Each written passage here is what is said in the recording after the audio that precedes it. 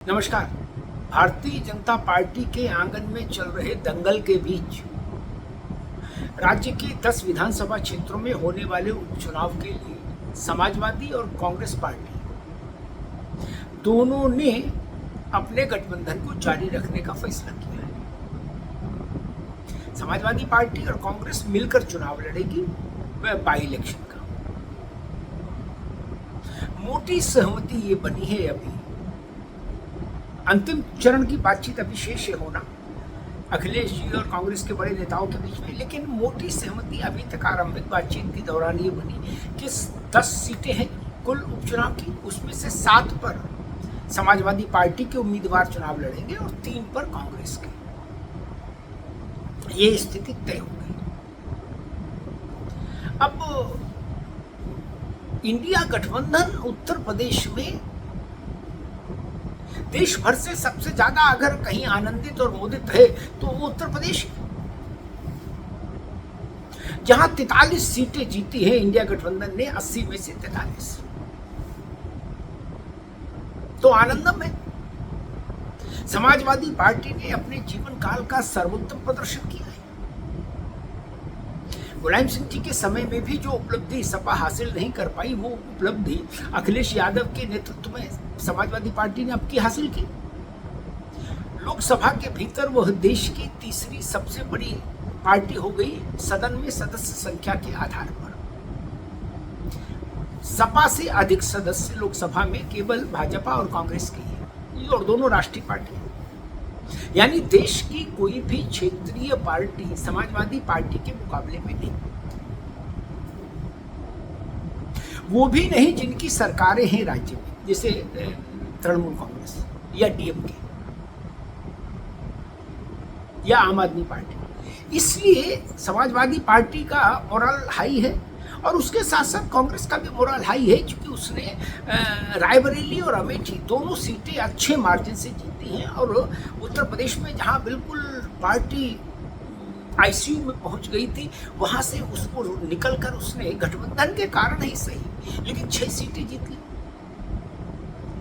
तो समाजवादी पार्टी और कांग्रेस ने कमर कस ली। उनको भी लग रहा है कि ये उपचुनाव के वक्त चूंकि भाजपा में अंतःकलह तेज है, आपसी कटुता चरम पर है, इसलिए ये उचित समय है जब अपनी तैयारियों को और तेज कर दिया जाए। स्वाभाविक है, जब आपका प्रतिद्वंदी अपने घर की लड़ाई में व्यस्त हो, उसको सुलझाने और हरियाणे में लगा हो, तो आपको युद्ध की तैयारियां और तेज कर देनी चाहिए। अपनी जीतने की संभावना वहां ज्यादा हो जाती है।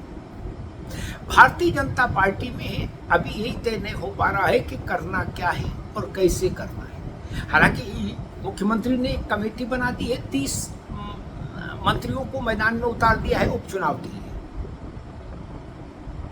वो 30 मंत्री आप मान लीजिए मोटे तौर पर 1 में 4, 1 में 3, 10 सीटें हैं तो मोटे तौर पर, हालांकि कहीं 4 भी हैं तो कहीं 2 भी हैं, कहीं 1 सीट पर 4 मंत्री भी उतारे हैं प्रभार के लिए। वो वहां इलेक्शन का मैनेजमेंट करेंगे। अब इतने मंत्री एक विधानसभा क्षेत्र में, कहीं ऐसा ना हो कि ज्यादा समन्वय के चक्कर में चीजें खराब हो जाए। एक विधानसभा क्षेत्र में 4-4, 3-3 मंत्री जाएंगे बाई इलेक्शन में, एक तो समस्या ये। और दूसरा समस्या ये कि शिखर पर जो तनाव है उत्तर प्रदेश में, उसका जो संदेश नीचे जा रहा है, वो भारतीय जनता पार्टी के लिए सबसे घातक है।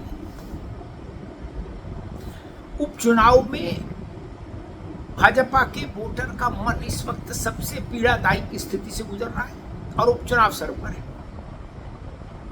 जो भाजपा का परंपरागत वोटर है, वो नेताओं के बीच में जारी इस सिर फुटौल से बेहद खिन्न है, बेहद थका हुआ महसूस कर रहा है। अब ऐसे में बाई इलेक्शन आ गया। जो खिन्न कार्यकर्ता है, जो क्षुब्ध कार्यकर्ता है, जो आक्रोशित है अपनी पार्टी के नेताओं के क्रियाकलापों से, वो कितना सक्रिय होगा पार्टी के लिए बाई इलेक्शन में, ये लाख टके का सवाल है। वो सक्रिय होगा भी कि नहीं होगा ये बड़ी बात है, क्योंकि लोकसभा चुनाव की जो समीक्षा हुई है उसमें एक बात ये भी कही कि कार्यकर्ता उदासीन रहा। तो जब लोकसभा में कार्यकर्ता उदासीन था, जैसा भाजपा कह रही है, तो जो बाई इलेक्शन होने जा रहे हैं इससे पहले जो नेताओं ने करतब किए हैं नाना प्रकार के 4 जून से लेके अब तक, उन कर्तव्यों के कारण तो कार्यकर्ता और डबल निराशा में चला गया। जिस डबल इंजन की सरकार कही जाती ना, वैसे ही डबल निराशा में कार्यकर्ता चला गया। अब नैराश्य में डूबा कार्यकर्ता और चुनाव सर पर। ये संकट भाजपा के सामने है और दूसरी ओर एक मजबूत गठबंधन सामने है जिससे आपको लड़ना है, जिसका आत्मबल आपसे ज्यादा है। इस वक्त युद्ध में सबसे बड़ी आवश्यकता होती आत्मबल की। आप जिसके पास आत्मबल ज्यादा होता है वो अच्छी लड़ाई लड़ता है, और सेना जिसके पास अधिक भी हो लेकिन अगर आत्मबल कमजोर हो जाए तो फिर वो सेना बहुत परिणाम नहीं दे पाती। यही स्थिति उत्तर प्रदेश में है। लेकिन ये 10 बाई इलेक्शन विधानसभा के भारतीय जनता पार्टी के लिए बहुत निर्णायक होंगे। ये ठीक है कि इन 10 एमएलए से भाजपा की सरकार पर उत्तर प्रदेश में कोई फर्क नहीं आना, लेकिन भाजपा की प्रतिष्ठा पर बहुत फर्क आएगा। लोकसभा चुनाव के निराशाजनक प्रदर्शन के बाद अगर इस बाई इलेक्शन में भारतीय जनता पार्टी अच्छा प्रदर्शन नहीं कर पाई, प्रचंड जीत हासिल नहीं कर पाई, तो भाजपा का कार्यकर्ता और ज्यादा निराशा में डूब जाएगा।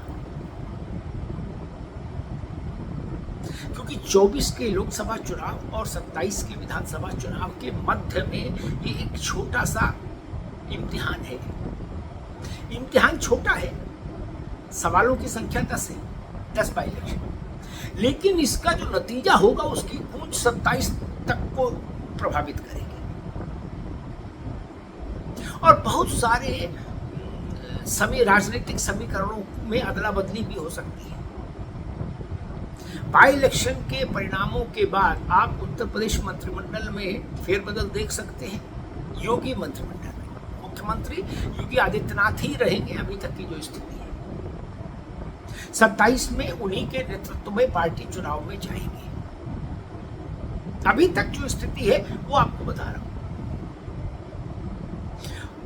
तो किन उपचुनाव के बाद योगी मंत्रिमंडल में फेरबदल हो सकता है, कुछ बड़े मंत्री हटाए जा सकते हैं, कुछ नए इंडक्ट किए जा सकते हैं और प्रदेश संगठन में भी व्यापक फेरबदल हो सकता है।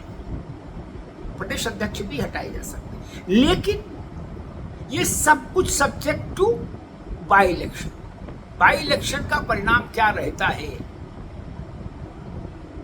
किसके इलाके में जीत मिलती है पार्टी को और किसके प्रभाव वाले इलाके में हार, यहां से नेताओं का कद तय होगा भारतीय जनता पार्टी के भीतर, चाहे संगठन हो चाहे सरकार। जिसके इलाके में बाई इलेक्शन पार्टी हारेगी उस नेता को कुछ समय के लिए वनवास में जाना होगा, और जहां बाई इलेक्शन जीतेगी पार्टी, स्वाभाविक उस क्षेत्र में जो लोग काम कर रहे हैं पार्टी के नेता, उनके लिए पार्टी में बड़े अवसर खुल सकते हैं। इसलिए भाजपा के भीतर एक बड़ा ऑपरेशन लोग बाई इलेक्शंस के बाद संभावित है। लेकिन हाँ, एक बात स्पष्ट है कि भाजपा मुख्यमंत्री के स्तर पर अभी किसी भी तरह के फेरबदल के पक्ष में नहीं है। अभी तक के संकेत यही है, योगी ही मुख्यमंत्री हैं अभी, और योगी के ही नेतृत्व में भाजपा विधानसभा चुनाव में 2027 में उतरेगी।